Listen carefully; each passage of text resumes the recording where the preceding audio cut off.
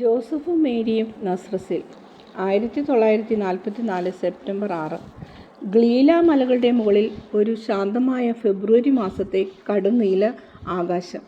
മേരിയുടെ ശൈശവകാലത്തെ സംഭവങ്ങളിൽ ഞാൻ ഒരിക്കലും കണ്ടിട്ടില്ലാത്ത ഗ്ലീല കുന്നുകൾ. ഞാൻ അവിടെ ജനിച്ചിരുന്നാൽ എന്ന പോലെ ഇപ്പോൾ എനിക്ക് സുപരിചിതമാണ്. പ്രധാന റോഡ് പുതുമയാർന്നതുപോലെ, കാരണം തലേ രാത്രിയിലെ മഴ, പൊടിയും ചെളിയും ഒന്നുമില്ല. നല്ല ഉറപ്പുള്ള വഴി, വളരെ വൃത്തിയുള്ളത്. ഒരു പട്ടണത്തിലെ റോഡ് പോലെയുണ്ട്. റോഡിൻ്റെ ഇരുവശങ്ങളിലും പുഷ്പിച്ചു നിൽക്കുന്ന ഹോതോൺ കൊണ്ടുള്ള ചെറുവേലി. അങ്ങിങ്ങോളം ഈ ചെറുവേലികൾക്ക് മുഴുവൻ വെള്ളനിറം. മഞ്ഞു പെയ്ത് മൂടിയതാണെന്ന് തോന്നുന്നു.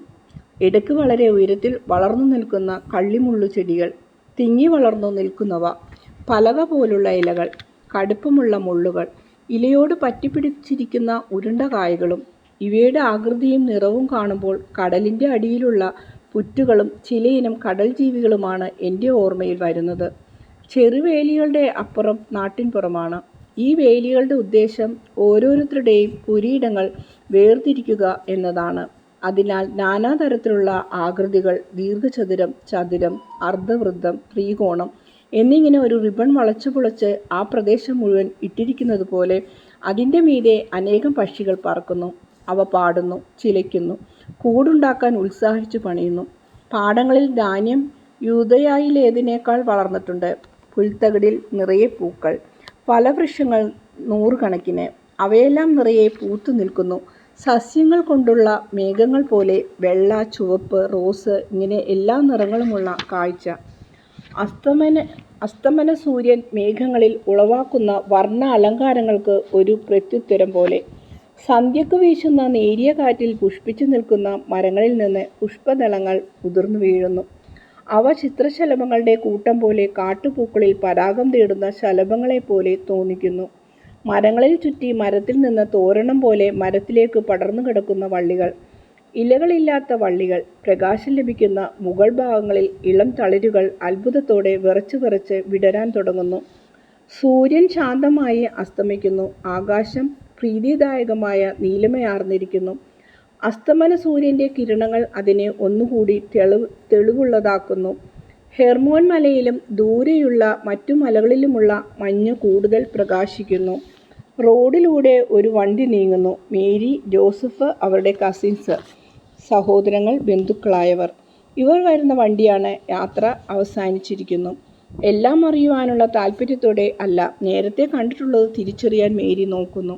എലിസബത്തും സക്രിയാസും ജോസഫും അവളെ സഹായിക്കുന്നു. ഓരോ വീടും സ്ഥലവും ചൂണ്ടിക്കാണിച്ചു കൊടുക്കുന്നു. നസ്രസിലെ വീടുകൾ മലമടക്കുകളുടെ ഇടയിൽ കണ്ടു തുടങ്ങുന്നു. അസ്തമന സൂര്യൻ്റെ പ്രകാശത്തിൽ തെളിഞ്ഞു കാണുന്നു അവ. പൊക്കം കുറഞ്ഞു വെള്ള നിറമുള്ളവയാണ്. ഇളം ചുവപ്പ് നിറത്തിൽ വരയിട്ടതുപോലെ എല്ലാ വീടിനും ചായം തേച്ചിട്ടുണ്ട്. മിക്ക വീടുകൾക്കും ടെറസുണ്ട്. സൂര്യപ്രകാശം തട്ടി ചിലതെല്ലാം തീയുടെ അരികിലെന്ന പോലെ വളരെ ചുവപ്പായി തോന്നുന്നു. അരഭിത്തി കെട്ടാത്ത കിണറുകളിലും കുളങ്ങളിലുമുള്ള വെള്ളം വെട്ടിത്തിളങ്ങുന്നു. കിണറുകളിൽ നിന്ന് വീട്ടാവശ്യത്തിന് തോട്ടം നനയ്ക്കാനും വെള്ളം കോരുന്ന ശബ്ദം കേൾക്കാം. സ്ത്രീകളും കുട്ടികളും റോഡിലേക്ക് ഓടിവന്ന് വണ്ടിക്കുള്ളിലേക്ക് നോക്കുന്നു. അവർക്ക് സുപരിചിതനായ ജോസഫിനെ അഭിവാദനം ചെയ്യുന്നു. മറ്റുള്ളവരുടെ മുൻപിൽ ലജ്ജ കാണിക്കുന്നു. എന്നാൽ വണ്ടി ആ ചെറിയ പട്ടണത്തിൽ പ്രവേശിച്ചു കഴിഞ്ഞപ്പോൾ അത്ഭുതവും ലജ്ജയും ഒന്നും കാണുന്നില്ല. വിവിധ പ്രായക്കാരായ അനവധി ആളുകൾ മരച്ചില്ലുകൾ കൊണ്ടുണ്ടാക്കി പുഷ്പ അലങ്കൃതമായ പട്ടണ കമാനത്തികൾ വന്നുകൂടിയിട്ടുണ്ട്. വണ്ടി അടുത്ത് വന്നതോടെ ഉച്ചസ്വരത്തിൽ ആഹ്ലാദം പ്രകടിപ്പിച്ച് പുഷ്പങ്ങൾ വിതറിക്കൊണ്ടും ചില്ലകൾ വീശിക്കൊണ്ടും നസ്രസിലെ സ്ത്രീകളും കുട്ടികളും മണവാട്ടിയെ അഭിവാദനം ചെയ്യുകയാണ്. പുരുഷന്മാർ ഇവരുടെ പിന്നിൽ നിൽക്കുന്നു. അവർ കുറെ കൂടി ഗൗരവത്തിൽ തന്നെ ആഘോഷമായി അഭിവാദനങ്ങൾ നൽകുന്നു. വണ്ടിയുടെ മുകൾ ഭാഗം ഇപ്പോൾ തുറന്നിരിക്കുന്നു. വെയിൽ തീർന്നു. മേരിക്ക് അവൾ പിറന്ന നാട് കാണുകയും ചെയ്യാമല്ലോ.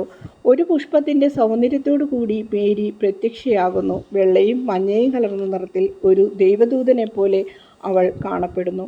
സ്നേഹത്തോടെ അവൾ എല്ലാവരെയും നോക്കി പുഞ്ചിരി തൂകുന്നു. പൂക്കളും ചുംബനങ്ങളും എറിഞ്ഞുകൊടുക്കുന്ന കുട്ടികൾക്കും അവളെ പേര് ചൊല്ലി വിളിക്കുന്ന സമപ്രായക്കാർക്കും സന്തോഷപൂർവ്വം അവളെ അനുഗ്രഹിക്കുന്ന പ്രായം കൂടിയ സ്ത്രീകൾക്കും സ്നേഹത്തോടെയുള്ള പുഞ്ചിരി സമ്മാനിക്കുന്നു. പുരുഷന്മാരെ തലകുനിച്ച് വന്ദിക്കുന്നു. പ്രത്യേകിച്ചും പട്ടണത്തിലെ റബിയെയും കൂട്ടത്തിൽ പ്രായം കൂടിയ ആളിനെയും. വണ്ടി പ്രധാന റോഡിലൂടെ സാവധാനം നീങ്ങുന്നു. കുറേ ദൂരം വരെ ജനം അവരുടെ പിന്നിലേക്ക് നടന്നു വരുന്നു. അവർക്കിതൊരു വലിയ സംഭവം തന്നെ. നിന്റെ വീട് അതാണ് മേരി എന്ന് പറഞ്ഞ് ജോസഫ് ചാട്ട കൊണ്ട് ഒരു വീട് ചൂണ്ടിക്കാണിക്കുന്നു. ഒരു മലമടിക്കിന് താഴെയുള്ള വീട്. വീടിന് പുറകിൽ ഒരു നല്ല അടുക്കളത്തോട്ടമുണ്ട്. എല്ലാം പൂവിട്ട് നിൽക്കുന്നു. അതിൻ്റെ അങ്ങേയറ്റത്തെ ഒരു ചെറിയ ഒലിവ് തോട്ടമുണ്ട്. ഒലിവ് തോട്ടത്തിനപ്പുറത്ത് ഹോദോൺ കൊണ്ടുള്ള അതിർത്തി വേലിയും. ഒരു കാലത്ത് യോവാക്കിമിനുണ്ടായിരുന്ന വയലുകൾ അതും കഴിഞ്ഞ് കുറേ ദൂരെയാണ്. നിനക്ക് കാണാവുന്നതുപോലെ വളരെ കുറച്ചു മാത്രമേയുള്ളൂ നിനക്ക്, സക്രിയാസ് പറയുന്നു. നിന്റെ പിതാവിൻ്റെ രോഗം വളരെ ദീർഘിച്ചു. വളരെ പണച്ചെലവുണ്ടായി. അതുപോലെ റോമാക്കാർ വരുത്തിയ നാശങ്ങൾ നിമിത്തം വേണ്ടി വന്ന കേടുപാട് പോക്കലും വളരെ ചെലവ് വരുത്തി. നോക്കൂ, ആ റോഡ് വന്നപ്പോൾ വീടിൻ്റെ പ്രധാനപ്പെട്ട 3 മുറികൾ എടുത്തുപോയി. വീട് തീരെ ചെറുതായി. അധിക ചെലവ് കൂടാതെ വീട് സ്വല്പം വലുതാക്കാൻ വേണ്ടി ആ കുന്ന് ഗുഹയുടെ ഭാഗം കുറെ എടുത്തു കളയേണ്ടി വന്നു. യോവാക്കിം കൃഷി സാധനങ്ങളും അന്ന് അവളുടെ നെയ്ത്തുപകരണങ്ങളും അവിടെയാണ് വെച്ചിരുന്നത്. നിനക്ക് ഏറ്റവും നല്ലതെന്ന് തോന്നുന്ന വിധത്തിൽ നീ ചെയ്യുക. ഓ, കുറച്ചു മാത്രം ഉള്ളതുകൊണ്ട് കുഴപ്പമൊന്നുമില്ല. എനിക്കത് മതിയാകും. ഞാൻ ജോലി ചെയ്യുകയും ചെയ്യും. അല്ല മേരി, ഞാൻ ജോസഫാണ് സംസാരിക്കുന്നത്. ഞാൻ ജോലി ചെയ്യും. നീ വേറെ ഒന്നും ചെയ്യേണ്ട.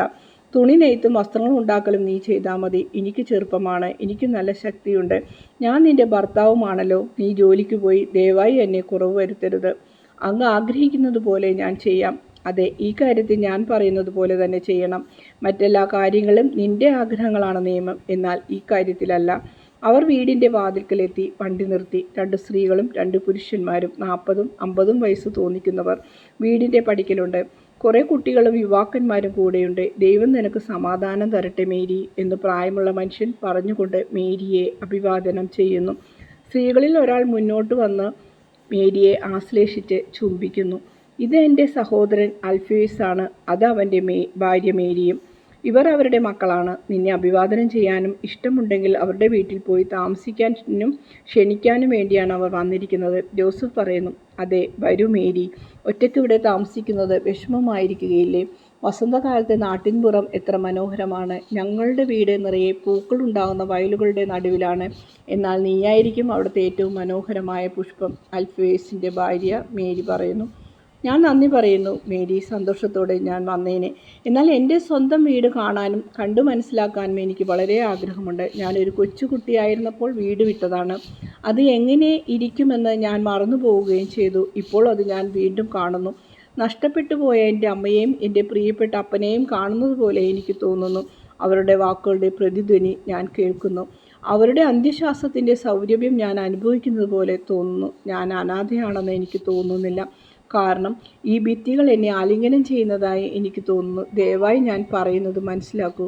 മേരി വാചകത്തിൻ്റെ അവസാനമായപ്പോൾ മേരിയുടെ സ്വരം വിറയ്ക്കുകയും കണ്ണുകൾ കണ്ണീരിൽ കുതിർന്ന് പ്രകാശിക്കുകയും ചെയ്യുന്നു. അൽഫേഴ്സിൻ്റെ ഭാര്യ മേരി മറുപടി പറയുന്നു. നീ ആഗ്രഹിക്കുന്നത് പോലെ ആകട്ടെ എൻ്റെ പ്രിയപ്പെട്ട മേരി. ഞാൻ നിൻ്റെ സഹോദരിയും സ്നേഹിതയുമാണ് എന്ന് നിനക്ക് തോന്നണം. നിനക്ക് ഞാനൊരമ്മയുമാണ്. കാരണം നിന്നേക്കാൾ ഞാൻ വളരെ പ്രായം കൂടുതലുള്ളവളും ആണല്ലോ. മറ്റേ സ്ത്രീ മുന്നോട്ട് വരുന്നു. മേരി, ഞാൻ നിൻ്റെ അമ്മയുടെ സ്നേഹിതയായ സാറയാണ്. നീ ജനിക്കുന്നത് ഞാൻ കണ്ടതാണ്. ഇത് അൽഫേഴ്സിൻ്റെ സഹോദരപുത്രൻ നിൻ്റെ അമ്മയുടെ ഒരു വലിയ സ്നേഹിതനാണ്. നിനക്കിഷ്ടമാണെങ്കിൽ നിൻ്റെ അമ്മയ്ക്ക് വേണ്ടി ഞാൻ ചെയ്തതെല്ലാം നിനക്ക് വേണ്ടിയും ചെയ്യാം. നോക്കൂ, എൻ്റെ വീടാണ് നിൻ്റേതിനോട് ഏറ്റവും അടുത്തുള്ളത്. നിങ്ങളുടെ വയലുകൾ ഇപ്പോൾ ഞങ്ങളുടേതാണ്. നിനക്ക് ഇഷ്ടമുണ്ടെങ്കിൽ എപ്പോൾ വേണമെങ്കിലും ഞങ്ങളുടെ വീട്ടിലേക്ക് വരാം. വേലിക്കിടക്ക് ഒരു വഴിയുണ്ടാക്കാം. അങ്ങനെ നമുക്ക് നമ്മുടേതായ വീടുകളിൽ പാർക്കുകയും ചെയ്യാം. ഇതെൻ്റെ ഭർത്താവാണ്. നിങ്ങൾക്കെല്ലാവർക്കും എല്ലാറ്റിനും നന്ദി. എൻ്റെ മാതാപിതാക്കൾക്ക് നിങ്ങൾ ചെയ്തു കൊടുത്ത എല്ലാ സഹായങ്ങൾക്കും നന്ദി. എന്നോട് കാണിക്കുന്ന സ്നേഹത്തിനും നന്ദി. സർവശക്തനായ ദൈവം ഇതിനെല്ലാം നിങ്ങളെ അനുഗ്രഹിക്കട്ടെ. മേരിയുടെ ഭാരമുള്ള പെട്ടികളെല്ലാം വണ്ടിയിൽ നിന്നിറക്കുന്നു. അവ വീട്ടിനുള്ളിലേക്ക് കൊണ്ടുപോകുന്നു. അവർ അകത്തേക്ക് പോകുന്നു. ഈശോ ജീവിച്ച നസ്രത്തിലെ വീടാണിത് എന്ന് ഞാൻ മനസ്സിലാക്കുന്നു. ജോസഫ് മേരിയുടെ കൈക്ക് പിടിച്ചുകൊണ്ട് അകത്തേക്ക് പോകുന്നു. വാതിൽക്കൽ വെച്ച് മേരിയോട് പറയുന്നു. ഈ വാതിൽപ്പടിയിൽ വെച്ചു നീ എനിക്കൊരു വാക്ക് തരണമെന്ന് ഞാൻ ആവശ്യപ്പെടുന്നു. നിനക്ക് എന്ത് സംഭവിച്ചാലും എന്താവശ്യമുണ്ടെങ്കിലും വേറൊരുത്തരോടും പറയേണ്ട, എന്നോട് പറയണം. ഒരു കാരണവശാലും നീ ഒറ്റയ്ക്ക് വിഷമിക്കാനിടയാകരുത്. ഞാൻ നിനക്ക് സർവസ്വവുമാണ് എന്ന് വിചാരിക്കണം. നിന്റെ ജീവിതം സന്തോഷപ്രദമാകുന്നത് എനിക്ക് ആനന്ദമായിരിക്കും. സന്തോഷം എപ്പോഴും നമ്മുടെ നിയന്ത്രണത്തിലുള്ളതല്ലോ. ഞാൻ നിന്റെ ജീവിതം സമാധാനവും സുരക്ഷിതത്വവും ഉള്ളതാകാൻ ശ്രമിക്കും. ഞാൻ വാക്കു തരുന്നു ജോസഫേ. വാതിലുകളും ജനലുകളും തുറക്കുന്നു. സൂര്യൻ്റെ അന്ത്യകിരണങ്ങൾ അകത്തേക്ക് കടക്കുന്നു. മേരി അവളുടെ പുറങ്കുപ്പായും ശിരോവസ്ത്രവും എടുത്തു മാറ്റി. ഇപ്പോൾ അവൾ വിവാഹവസ്ത്രമാണ് ധരിച്ചിരിക്കുന്നത്. മേർട്ടിൻ പുഷ്പമുടി മാറ്റിയിട്ടുണ്ട്. പുഷ്പിച്ചു നിൽക്കുന്ന അടുക്കളത്തോട്ടത്തിലേക്ക് അവൾ പോകുന്നു. അതെല്ലാം കണ്ട് പുഞ്ചിരിക്കുന്നു. ജോസഫ് അവളുടെ കൈ പിടിച്ചിട്ടുണ്ട്. അവർ തോട്ടത്തിന് ചുറ്റും നടക്കുന്നു. നഷ്ടപ്പെട്ടുപോയ ഒരു സ്ഥലം വീണ്ടും കിട്ടിയാലെന്ന പോലെ അത് തിരിച്ചെടുക്കുന്നത് പോലെ തോന്നുന്നു അവളുടെ പ്രതികരണം കണ്ടിട്ട്. ജോസഫ് തൻ്റെ ജോലികളൊക്കെ കാണിച്ചു കൊടുക്കുന്നു. നോക്കൂ, ഞാനിവിടെ ഒരു കുഴി കുഴിച്ചു. മഴവെള്ളം അവിടെ പിടിച്ചിട്ടാൽ ആ മുന്തിരികൾക്ക് കിട്ടുമല്ലോ എന്ന് കരുതി. മുന്തിരിക്ക് എപ്പോഴും വെള്ളം വേണം. ഈ ഒലിവിൻ്റെ ഏറ്റവും പ്രായം കൂടിയ ചീരകൾ ഞാൻ വെട്ടി നീക്കി. മരം കൂടുതൽ ശക്തി പ്രാപിക്കട്ടെ എന്ന് വിചാരിച്ചു. ആപ്പിൾ മരങ്ങൾ പലതും പിഴുതുമാറ്റി വെച്ചു. കാരണം അവിടെ നിന്ന് അവ കരിയുവാൻ തുടങ്ങുന്നത് കണ്ടു. അവിടെ കുറേ അത്തിമരങ്ങൾ നട്ടു. അവ വളർന്നു വരുമ്പോൾ വീടിന് തണലേകും. ജിജ്ഞാസുക്കളുടെ കണ്ണിൽ നിന്നും രക്ഷപ്പെടാൻ ഒരു മറയുമാവും. മുന്തിരിയുടെ പന്തൽ പഴയത് തന്നെ. ജീർണിച്ച കാലുകളെല്ലാം മാറ്റി പുതിയ കാൽ കുഴിച്ചിട്ടു. ചെടികൾ വെട്ടി ശരിയാക്കി. ധാരാളം മുന്തിരിപ്പഴങ്ങൾ നിനക്ക് ലഭിക്കുമെന്ന് ഞാൻ പ്രതീക്ഷിക്കുന്നു. വീടിൻ്റെ പുറകിലുള്ള കുന്നിൻ്റെ ഭാഗത്തേക്ക് അവളെ കൊണ്ടുപോയി അഭിമാനത്തോടെ പറയുന്നു. ഇവിടെ കുന്നു തുറന്ന ഒരു ഗുഹയുണ്ടാക്കി. ശരിക്കും ബലമായിട്ട് പണിതു. ഇത് ഈ ചെറിയ ചെടികളെല്ലാം വളർന്നു വരുമ്പോൾ മുമ്പുണ്ടായിരുന്നത് പോലെ തന്നെ ആയിത്തീരും. അരുവിയില്ല, എന്നാലും ഒരു ചെറുചാൽ കീറി ഇവിടേക്ക് വെള്ളം കൊണ്ടുവരാൻ ഞാൻ ശ്രമിക്കും. വേനൽക്കാലത്ത് പകൽ അധികമുള്ളപ്പോൾ പണി കയറി കഴിഞ്ഞു. പിന്നെ നിന്നെ കാണാൻ വരുമ്പോൾ ഞാൻ ഇതിനു വേണ്ടിയും പണിയും. നീ എന്താണ് പറയുന്നത്? ഈ വേനൽക്കാലത്ത് നീ വിവാഹം നടത്തുകയില്ലേ? ഇല്ല.